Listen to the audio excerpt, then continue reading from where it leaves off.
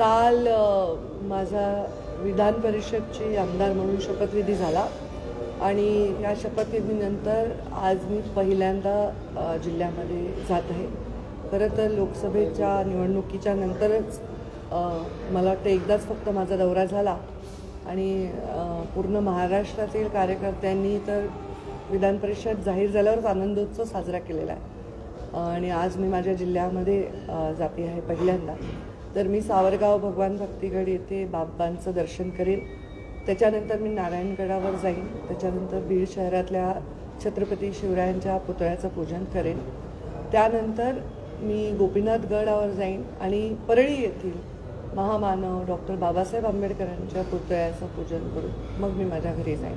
या पूर्ण दौऱ्यामध्ये माझे सत्कार कोणी करू नये, माझ्यावर JCBनी फुलं उधळू नये आणि कुठल्याही प्रकारचा माझा असा उदो करू नये अशी मी विनंती कार्यकर्त्यांना केली आहे. जे फुलं वाहायची आहेत ती महामानव बाबासाहेब आंबेडकरांना, छत्रपती शिवरायांना, नारायणगडावर आणि भगवान भक्तिगडावर व्हा अशी मी विनंती केलेली आहे. पण कार्यकर्त्यांमध्ये उत्साह काय कारण आहे की तुम्ही सत्कार घेत नाही आहात? निर्मुसले होऊ शकतात तुमच्यावर प्रेम करणारे कार्यकर्ते. काही ठिकाणी दुष्काळी परिस्थिती निर्माण झाली, काही ठिकाणी पूर आले, त्यामुळे तुम्ही निर्णय घेतलाय? नाही, आपल्या राजकीय जीवनामध्ये सतत अशा परिस्थिती निर्माण होत असतात की माणसाला वाटतं की आपला सत्कार समारंभ याच्यात नको. परंतु माझ्या राजकीय जीवनामध्ये किंवा माझ्या मुंडे साहेबांच्या संस्कारामध्ये आपला वाढदिवस मोठा साजरा करणे, स्वतःचे सत्कार सोहळे करणे हे आम्हाला पहिल्यापासून फारसं मान्य नाही. कार्यकर्त्यांच्या भेटीगाठी तर होतच राहतात. ते मी त्यांचे जेव्हा त्यांना थोडी डील द्यायची, लाड करायची ते केलेलेच आहेत. मी विधान परिषद जाहीर झाल्यावर 3-4 दिवस माझ्या कार्यालयात कार्यकर्त्यांची प्रचंड मोठी रीघ होती, खूप आनंदोत्सव होता.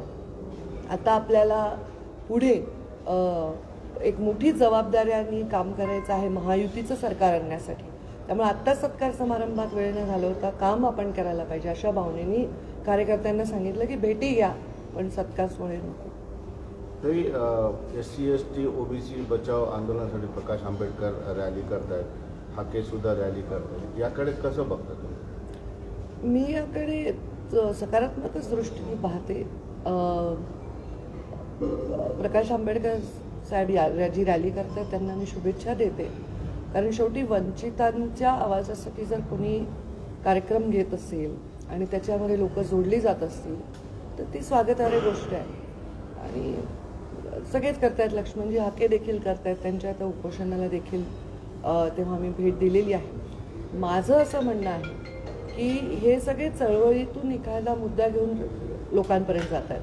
पण मी राजकीय व्यक्ती आहे, एका पक्षाची पदाधिकारी आहे, आता संविधानिक पदावर राहिलेली आणि असलेली व्यक्ती. माझं परम कर्तव्य आहे की समाज एकमेकांसमोर न उभे राहता एकमेकांसोबत उभे राहावे, हे माझं राजकारणातलं ध्येय आहे किंवा मुंडे साहेबांनी त्या दिशेने मला राजकारणात आणलेलं आहे. तर हे जी व्यक्ती आहेत ही सर्व पण तेच करतात की कुठेतरी इम्बॅलन्स होऊ नये, कुठेतरी वंचितांना वाटू नये की आमचा आवाज कोणी ऐकत नाही. तर त्यामुळे त्याचं स्वागतच आहे. पण इम्बॅलन्स होऊ नये अशी तुमची भावना जरी असली तर इम्बॅलन्स झालाय असं तुम्ही मानताय का? कारण गावखेड्यामध्ये मराठा OBC आणि मराठ्यांमध्ये जे काही वाद सुरू झालेले ते आणखी दृश्य स्वरूपात नाही, पण हे लवकर नाही मिटवले गेले तर पुढे चालून परिस्थिती अवघड. हे वाद करू नये असेच प्रयत्न महाराष्ट्राच्या पुरोगामी विचारसरणीमध्ये अनेक वर्ष झाले आणि आता ते प्रयत्न अजून व्हायची गरज आहे. ते करायला पाहिजे असं मला वाटतं. कारण शेवटी एका घरामध्ये एका आईवडिलांना 2 लेकरं असले तर त्यांना त्या दोन्ही लेकरांना समान अगदी वागवता येताना एक बॅलन्स साधावा लागतो. तर हेच तर समाज आहे अख्खा, असंख्य जाती आहेत, असंख्य विचार आहेत. त्यांना एकत्र बांधण्यासाठी मनापासून पोटापासून पोट तिळकीने प्रयत्न करण्याची गरज आहे. वेगवेगळ्या समाजामध्ये अजूनही तेढ निर्माण आहे. सोशल मीडिया असेल किंवा एकमेकांच्या मनामध्ये निर्माण झालेली दूरी ही आता लवकर मिटत नाही. कित्येक वर्षानंतर मिटलेली असताना आता तोच प्रश्न पुन्हा कायम झाला आहे. काय संदेश द्याल की शांतता कायम राहावी किंवा नेहमीच तो संदेश दिलेला आहे.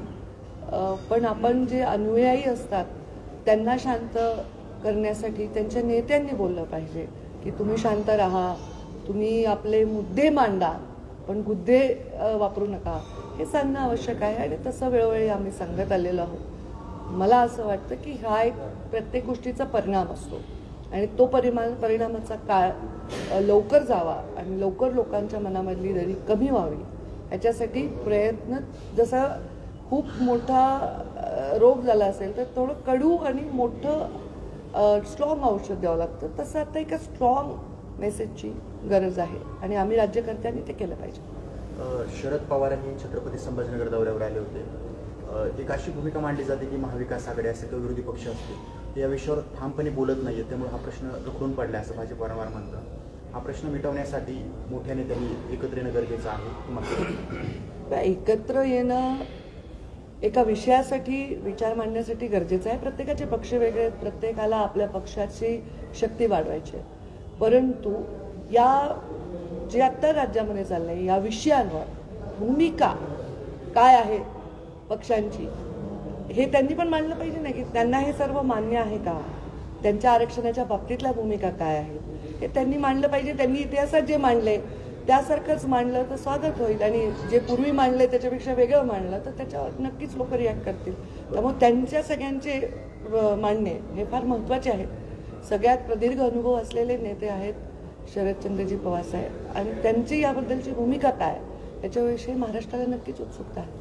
तरी मनोज जरांगे पाटील आता विरोधी पक्ष असतील किंवा सत्ताधारी असतील या दोघांनाही ते टीका करतात. विरोधी पक्षांना तर ते म्हणतात की आमचं जे काही वाद चाललाय, कीर्तन चाललंय, त्या कीर्तनात आम्हाला कीर्तनात गुंतून ते खीर खाण्याच्या प्रयत्नात आहेत. म्हणजे विरोधी पक्षांना विधानसभेचे तोंडावर बोलतात. तुम्हाला वाटतंय का की कुणी शांत बसून राजकारण करतंय, कुणी बोलून असंख्य कॅमेरे आहेत, असंख्य लोक विचार मांडायला तयार आहेत. जिथे तुम्हाला थोडीशी खमंग बातमी मिळते तर ती तुम्ही दाखवायला तयार आहे.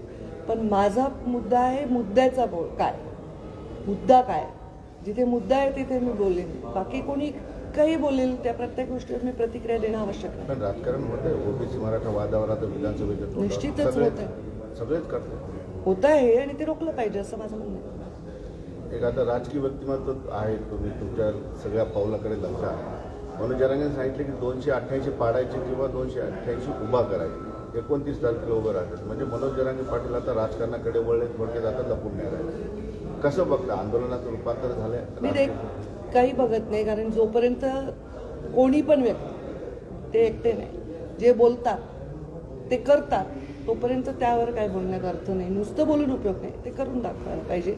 कोणी पण, मी पण एखादी मोठी घोषणा करेन, फार दंड ठोकून बोलेन, पण मी प्रत्यक्षात करायला पाहिजे. त्यामुळे कोणी पण बोललं तर ते प्रत्यक्षात काय करतात याच्याकडे माझं सुद्धा उत्सुकतेने लक्ष आहे. बाकी याच्यावर मी टिप्पणी करण्याचं काही कारण नाही. आमदार झाल्यानंतर तुम्ही आता पहिल्यांदा स्वागत समारंभासाठी बीडमध्ये जाता. तुम्ही म्हटलं की स्वागत करू नका, मात्र त्याच बीडसाठी आता काय असं निश्चित केलं ध्येय आहे तुमचं, ते राबवणार आहात तुम्ही, ते पूर्ण करणार आहात? ध्येय बीडसाठी जे होतं ते माझ्याकडे जेव्हा शक्ती होती, सत्ता होती, त्याच्यामध्ये मी फार ऐतिहासिक काम करू शकले. हे फार मोठं माझं भाग्य आहे. आणि जशी जशी माझी राजकीय आणि संविधानिक शक्ती आहे त्याप्रमाणे 100% बीड जिल्हा ही माझी मातृभूमी आहे, माझी मायभूमी, कर्मभूमी आहे. आणि महाराष्ट्रातले लोकही काही बीड जिल्ह्यापेक्षा माझ्यावर कमी प्रेम करत.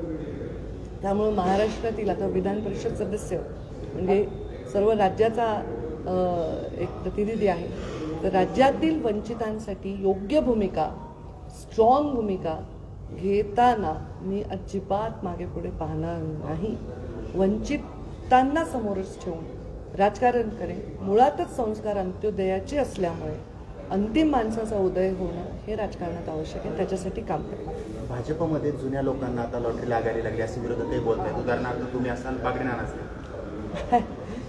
बागडे नाना तर खूप सिनियर आहेत, ते अध्यक्ष राहिलेले आहेत विधानसभेचे. त्यामुळे हे विरोधक काय म्हणतात यापेक्षा मी एवढी जुनी नाही, पण बागडे नाना खूप सिनियर आहे. जुने म्हणून आहे, सिनियर म्हणावं. ते सिनियर आहेत आणि आज त्यांना राज्यपाल पद मिळालेलं आहे याचा आम्हाला खूप आनंद वाटतो की त्यांचे जे जर्नी आहे ते अत्यंत सन्मानजनक आणि अत्यंत व्यवस्थितपणे जिथे तिथे जायचे तिथे ती गेली आहे. त्यांना एक शुभेच्छा. आणि माझा तर आता कालच 45 झालं, तर मी अजून नवीच आहे. विस्ताराची काही शक्यता मला याची काही कल्पना.